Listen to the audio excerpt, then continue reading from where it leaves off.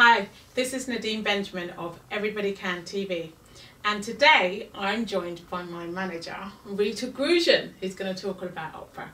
So hi Rita, how are you? Hi Nadine, I'm really well. And I've got to say congratulations, it was yet another wonderful performance today. Oh, where thank you touched people not just with the beauty of your voice, but your warmth of your personality. So thank you so much. You are a great lover of opera, and when I listen to you talk about the stories of opera, I just feel your passion. You've been around in opera for quite a long time, haven't you? Yes, but just by chance, I think. I mean, and you're right, I am passionate. Yes. And it's something that I fell into. It's something that it wasn't part of a great plan. It was just, I followed my heart. And it was just a series of events that led me to the world of opera. Yeah. And then I discovered, this is where I want to be. And I'm so happy to still be in this world, going on this journey with you. Yeah. So how did it happen? I think music was always a little bit a part of my life growing up, but not a major part. I didn't come from a musical family, but I was lucky enough to have parents who enjoyed music. And in those days, we're talking a long time ago, there was the radio, but it was a few, gramophone records which are coming back, so people will know what I'm talking about. So the 33s were put on there, and there was a bit of Callas.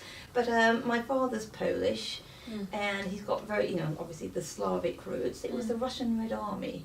And something resonated about the sound that they created, which is very, very operatic. And I think that music stirred me, and I knew this is something special. It was something different from other music and pop songs that you heard, which yes, I enjoyed, but that pulled me. And so that never went away. It was like there again a sort of seed that was sown that this music, yes. Yeah. And a big chorus, and I think Verdi when I think those choruses, and I think the Russian Red Army, there was something there as well. Yeah. So that was a little something, and just carried on in life. I was very fortunate to be born and raised next door to the family of Sir William Walton, who is a great British composer, and from a large family, and I think we were a bit of a job lot on piano lessons. So Sir William's brother, Noel, who's terribly musical, and his wife Enid, they taught me. I mean, they taught my eldest brother, then my sister, who's actually gone on to be quite a very good pianist actually, then my other brother, and then me. Yes. And so I had a little bit of training. I went to a school where music was important, so we all got to play or attempt to play the recorder. Then I got the violin, then the flute, and I dabbled with it, and I knew I wasn't a musician, not in the performing sense, but I knew there was something special about that world that I wanted. Yes. And then, by chance, at the age of 16, my best friend Chris decided we should take our mothers, to the opera for their birthdays. Wonderful. And so she chose The Marriage of Figaro, and we were way up in the gods, because that's all we could afford. And it was the worst experience of my life. It was dreadful. We couldn't hear a thing. We didn't know what they were singing about. It seemed to go on interminably. My mother had vertigo. It was like, oh my Lord, if that's opera, I'm never going again. But fortunately, I did. I gave it a second chance a few years later. And I went to see Madame Butterfly. Oh, wow, I love that story. And my heart broke. Yeah. And then I thought, no, this is it. And I think that's the power of Puccini. And I still feel it's this day. And I think the lesson I've learnt from that is to be careful what you go to as your first opera. Yeah. It really can, you think, oh, that's opera. No, I don't like it. Yes. I always say, what opera don't you like? Yes. And try another one. Yes. Because if you've gone to the wrong one for your first one, like me, it could put you off. Yeah. Well, that's funny actually that you should say that, because a lot of people ask me, what should I go and see for my first opera? I normally send them to something like La Bohème or La Traviata or Barbiere, something that is very easy for them to understand in terms of the emotions and the colours and the staging and even Madame Butterfly. They're just the power of that music. The music speaks. It tells the story. So you might not know if it's in Italian or whatever. If it's not, you might not understand. But you sense. intense. Yes. You really do. You feel this is, they're falling in love now. Or this is a dramatic moment. Oh my gosh, someone's going to die. Yes, as they always do. It's there. And the goosebumps go up. It's such a powerful art form. Yeah. Well, tell me, I mean, we've just been speaking about all these operas, but would you have a favourite, and what would it be? Yes. I have a very clear answer to that. It's Don Carlos. Oh, wow. And it's the French version. There's Verdi wrote this opera in 2 languages, in French and in Italian. Yeah. And for me it has to be in French. And it might be because the first time I heard it was in French, and I was fortunate enough to hear Roberto Alagna, the greatest French tenor, I think even to this day, with Rita, who's extraordinary as Elizabeth, and Tom Hampson. Oh, wow. And it was an amazing experience. There's just so many incredible arias in that, and duets, and it's just one after the other. And the drama of the piece, it's everything. It's everything. I just thought it's unsurpassable.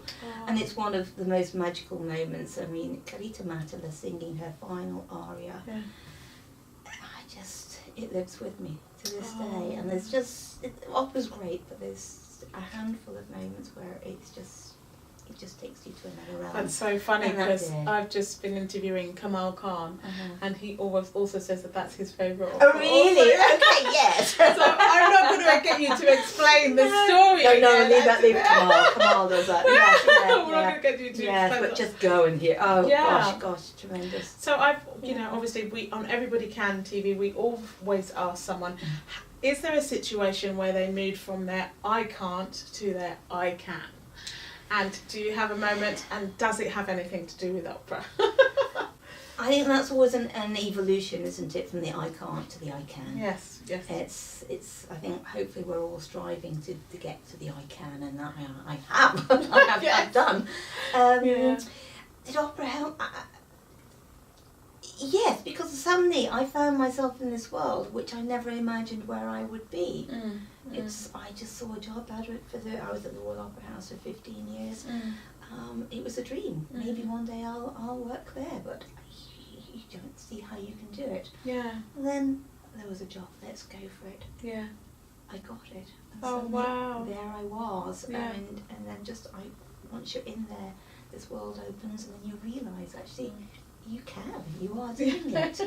And I think that's in other ways, you don't have the experience necessarily, but just give it a go, give it a try. And sometimes jobs are about looking for certain personalities, certain types, and other people can maybe see a capability within you that you don't see within yourself. Yes. And I think that's maybe what Helen Anderson, who employed me, thank you Helen, so many years ago, her leap of faith, saw in me, she saw something and gave me that opportunity. And then within the job I grew and grew and grew, and then just felt so comfortable in that world. So it was an amazing 15 years, and opera's still a part of me. So I've seen you work with, or been surrounded by lots of the stars of opera in your time. Yes. What would you say stands out when you see an artist of a really fine calibre? What would you say would be some of the characteristics?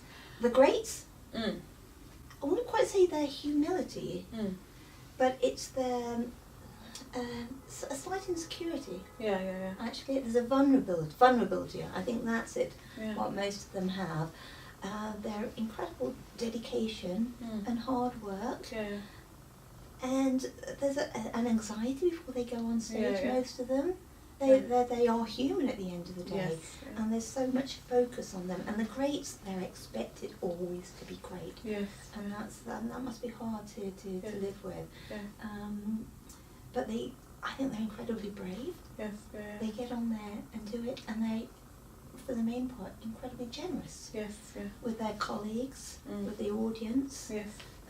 I don't know how they do it. I just really take my hat to them every night. And then they have to go through this whole process of dressing up, putting on this persona, Yes. going out there and doing it. Like yourself. Yeah. You just get on that stage, you get on that platform, concert platform, and I'm nervous for you, but you deliver. Yeah. And I'm in total admiration. But that comes, I think, with so much, all these years and years and years of training prior to that, and hard work, that people you don't see. Well, Yes. I see it with you, and I've seen it with others. That's what I'd say, that vulnerability, I Yes. think, but incredible dedication and hard work. Yes. Married with a phenomenal talent as well. Yeah. I mean, you can be as hardworking as you want, but if you haven't got the voice, you haven't got the voice. Yeah. So, with all your experience, what would you say to a newcomer to opera? What would you kind of, what would you tell them to go to see? I mean, I've said I would tell them to go to see La Boheme myself, but what would you tell them to go and see? And I probably, with my own experience, I'd probably choose Puccini. I mean, I'd like to talk to the person first and get a sense of what they might like or not. Yeah. But failing that, I would go Puccini. Yeah. Which one? It almost doesn't matter, because they're fantastic. I mean, Fanciulla del West is wonderful. Yes, There's great arias there. I took my stepson when he was 15, who'd gone through was at a rock and roll phase, and a bit hesitant, but he said he'd come. At the end of Bohème, he just nudged me and said, Rita, I had goosebumps, tears down his eyes, big 6 foot tour, and he said, I really love opera. Oh. That's for me. Yes. Like you, I think it would be Puccini, La Bohème. Yeah. The story is there. Yeah. As you can follow it, you understand it. Tosca as well. Yes, Tosca. Yes, Gosh, how can it not be Tosca? It's almost any. But you'd want to go and just make them feel welcome. Make them just tell them the story beforehand. Yeah. Just simply, and just let them listen to that music. But to see it at the best level you possibly can. Yeah. Because I think that would also that impresses people with musical ears. They want to hear it done well. So would you say opera's changed your life? Yes. Yeah, I would. Yeah, it's opened so many doors. It's introduced me to so many amazing people from all over the world. Yes. I've had some great parties, some great dinners with these singers where, I sat around the table and they've been singing. It's given me huge amounts of happiness. Yeah. You won't get rich. It doesn't give you money. Working in the arts doesn't, but you're rich in experience and lifestyle and meeting some fantastic people. So I'm forever grateful that opera came into my life and that I gave it a second chance. Oh, thank you. Well, thank you so much. My pleasure. And thank you. And keep on. Because it's been so lovely to talk to you. And every time I am at the Opera House and and you are around, it's so fascinating to watch everybody go, hi Rita, how are you? How are you?